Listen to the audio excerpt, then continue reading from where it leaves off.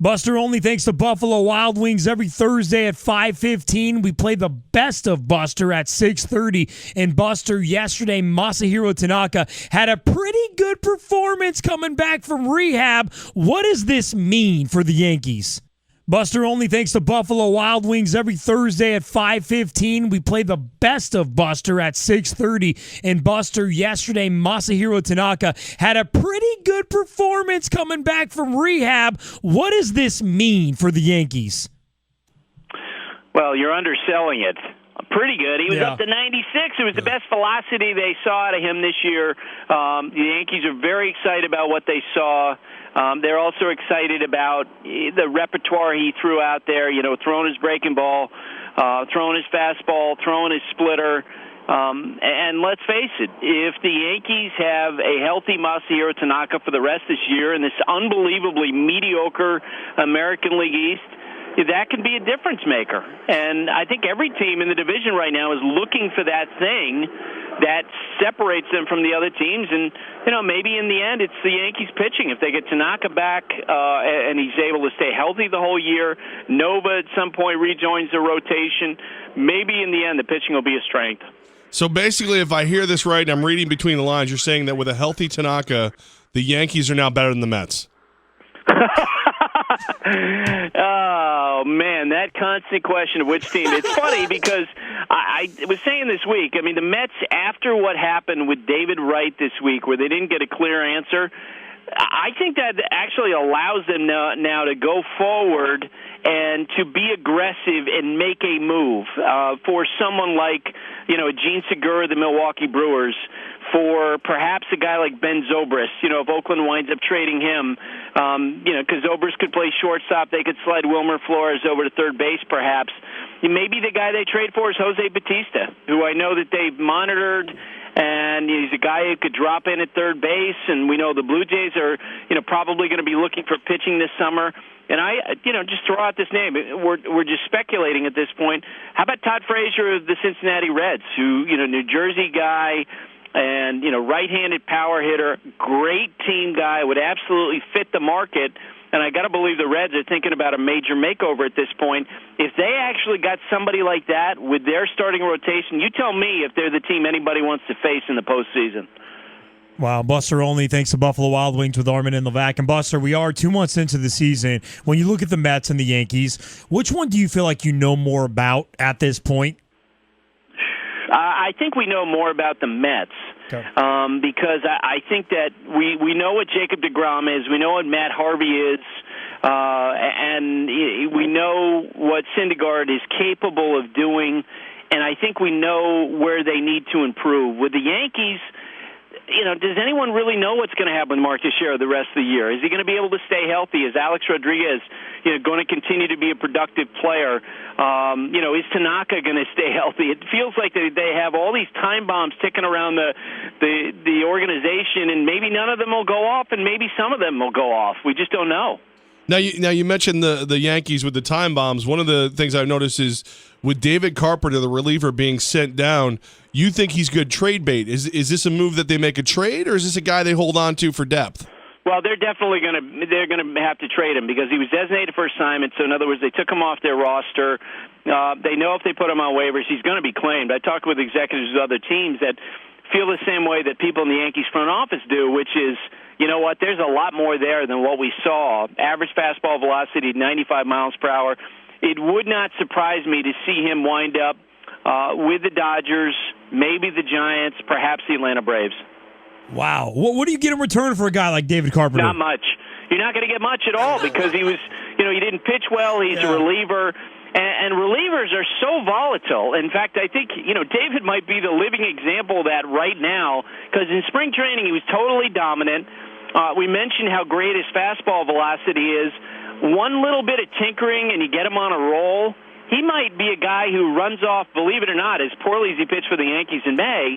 He might be a guy who might have 3, 4 good months. Relievers are like kickers in the NFL, where you get hot, you can be Garrett Hartley, and you're kicking a game-winning field goal in the Super Bowl. You start to have some problems, and you get cut like Garrett Hartley did. Buster only thinks the Buffalo Wild Wings with Armen and Levack live at 5:15. The best of Buster at 6:30. Brian McCann getting an MRI done today.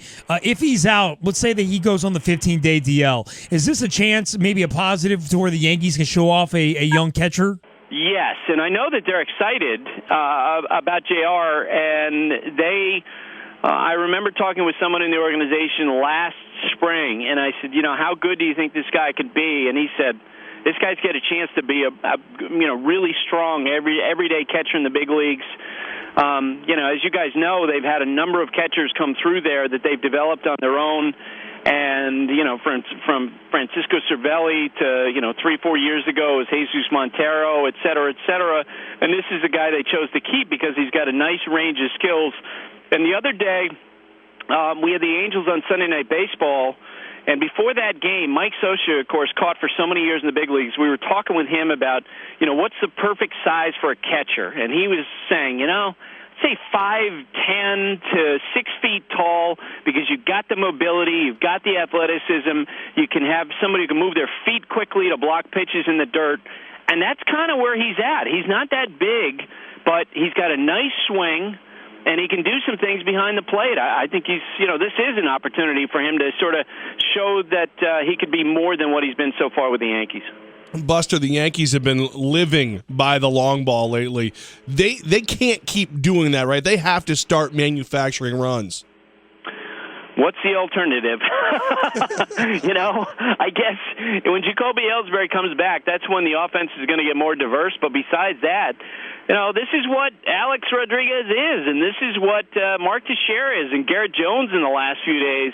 They're going to have to live with the long ball. I just don't see any way around it, given the construction and the payroll of this team. It's not like you can, get out from underneath those contracts. It obviously has been an important sign for them in recent weeks that Carlos Beltran showed that, yes, in fact, he can still be an effective hitter. We thought the identity was going to be this kind of small ball to a sorts team that is, defensive, bringing in guys like Didi Gregorius and concentrating on defense. Is this where Girardi says, you know what, we got to play to our strengths and change things up a little bit? I just don't think they have many options, because you could try, you might go into a series and say, you know what, I want to do some more things. Well, who in that lineup are you going to hit and run with besides Brett Gardner? Who are you going to run with? Are you going to ask, to share Brian McCann when he's healthy and Alex Rodriguez, Chase Headley to bunt? I don't think so. I think this is kind of, this is just who they're going to have to be. And if they're going to win, it's going to be in the strength of their pitching and theoretically on their defensive play, although as we've seen this year, generally speaking, it has not nearly been as effective as we thought on the defensive end. Yeah. Buster, this week, Lloyd McClendon flips out. He's most known for his flip out with the Pirates. But where does he rank with his animated ejections with the all-time manager flip-outs? Wow. Don't you have to put Billy Martin and Lou Piniella in a separate category? Earl Weaver. I'm sure you guys have seen the old Earl Weaver clip where he's going at the first base umpire time and again, and you guys could never play it on your show because of all the things he was saying. Lloyd is so passionate, which is why, the other day Mike Zunino was angry about a strike call, and, he expressed himself, and Lloyd was immediately out there trying to save his player, and when it didn't happen, he was going to let everybody know exactly how he felt about things. I personally think it's one of the reasons why he's been an effective manager since he took over with Seattle, sort of having that kind of passion. Much in the same way, look, he may not necessarily be as good at say, like a Showalter or a Bruce Bochy in terms of X's and O's, but my sense is that from talking to Mariners people, they feel like the players play for him, and that's probably because of his, in terms of their effort, because of his passion. Buster only thanks to Buffalo Wild Wings with Armen and Levack on 104.5 The Team. Buster, you mentioned managers getting upset over the strike zone. You wrote a great column this week at ESPN.com highlighting how players are getting more frustrated over the strike zone in Major League Baseball. This is becoming a problem amongst players. I don't think there's any doubt about it that we're sort of barreling towards some sort of an issue. And here's the bottom line, that, 20 years ago, an umpire, a hitter would take a called third strike, and he'd turn to the umpire and he'd say, I don't think that was a strike. And the umpire would say, yeah, it was. And then the hitter would go back and stew, and there was no really recourse for them.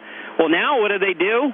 They get called out on a third strike. They go right into the clubhouse. They look at the replay on K-Zone or whatever broadcast they have, and then they can immediately go out and, armed with that information, can say to the umpire, that was 4 inches off the plate, or that was outside. I know that wasn't a strike. The other night, Matt Carpenter, he took a called third strike, and he was just staring at the home plate umpires and just screaming, that wasn't a strike. The other night, Matt Holliday, who's normally understated, started screaming at Joe West and said, come on, Joe, that strike zone's been huge the whole night.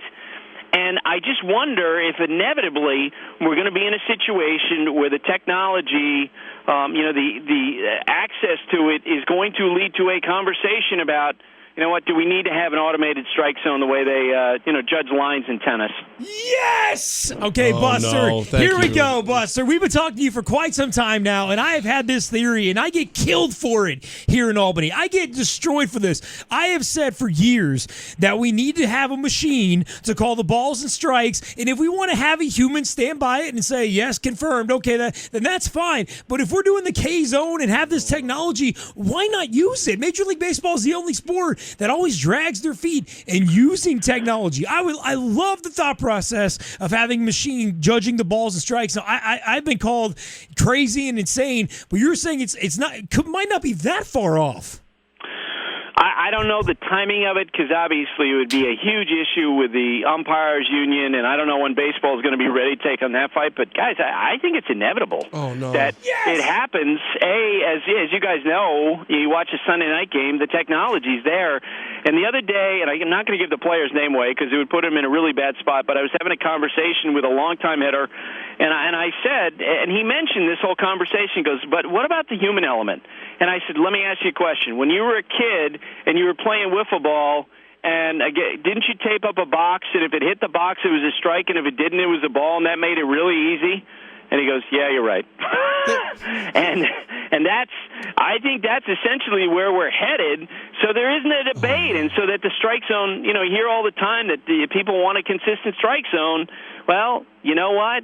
That's what's going to happen, because what you're hearing a lot now from staffers, and by that I mean managers, coaches, players, is that they feel like the strike zone is too inconsistent, and that's being confirmed by what they see in the technology. Love it. Buster, you've never upset me more. He's going to rub my nose in this because I broke out the human element. I broke out how much I love the way the game is now, and the nostalgia. It's a beautiful day, Buster. It's a beautiful day. And now you, as the expert on the show, just fed him. It's not a matter of if, but it's a matter of when. And I don't know if the when is in 15 years or 5 years, but I think it's inevitable. Hey, Buster, Bryce Harper. He has the Gatorade commercials. He had the incidents with the phone and taking a selfie and throwing it back to a fan. Is he becoming the face of baseball? And is this a good thing? I personally really like Bryce because Bryce really cares, and he plays hard. And the nice thing is, I think where baseball is these days is that really there's such a great range of personalities to choose from in terms of guys if you want that to be your guy. So if you like the Rebel, if you want that guy who's not going to do everything that everyone wants him to do, he's not always going to be polite, then Bryce is your guy. If you just want a guy who's going to look like he's having fun on the field and looks like he's enjoying every minute, you take a Mike Trout. If you like a guy with tons of class who's a great pitcher, you take Clayton Kershaw. You guys probably saw the thing that happened over the weekend, which at the end of the year, ESPN is going to ask us all the reporters, your favorite moment from the year. Mine happened the other night in San Diego when Andrew McCutchen, at the end of a Pirates game, turned in center field. Rather than go and join the post-game celebration, turned in center field, ran out to the stands, and he didn't know the cameras were on him, hands batting gloves to two kids, probably 10, 11 years old, dad sitting there with a Pirates flag in San Diego, and basically high-fives them, and it was his thank you to the fans. What a great guy to root for.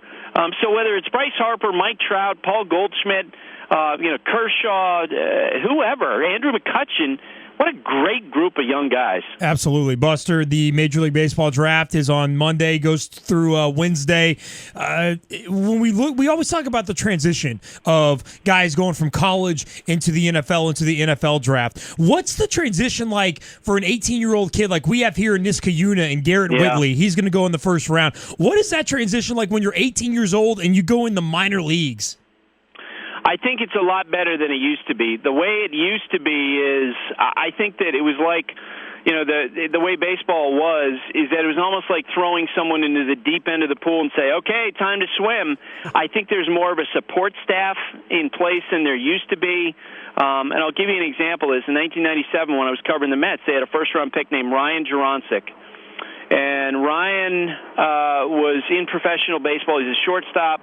And he played for about a year. There was an automobile accident. One of his teammates was killed, and he quit baseball a year after being drafted and walked away.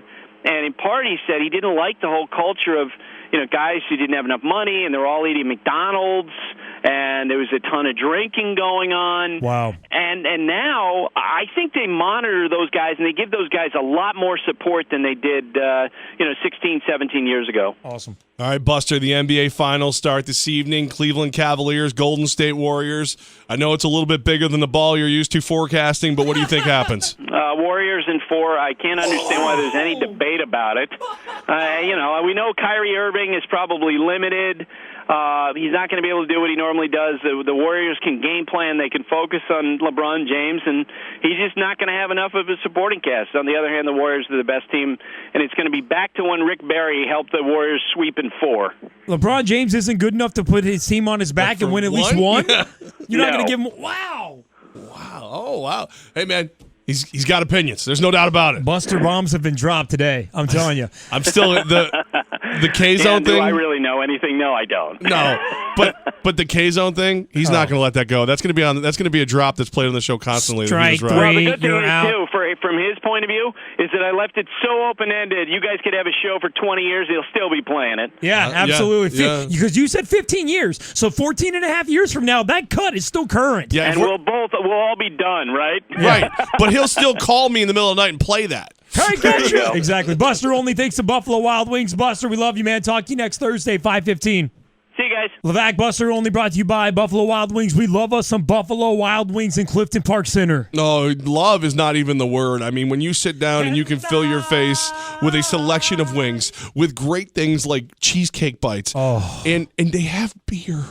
They have a lot of beer. Cold, wonderful beer. They have a lot of beer on drafts. And if you're looking for a place to watch the NBA Finals, Buffalo Wild Wings in Clifton Park, they have your back. John runs the place. He and his staff are sensational. Buffalo Wild Wings in Clifton Park. TVs everywhere. Go enjoy them. And thanks to them for bringing us Buster every single Thursday with Armen and Levack on 104.5 The Team.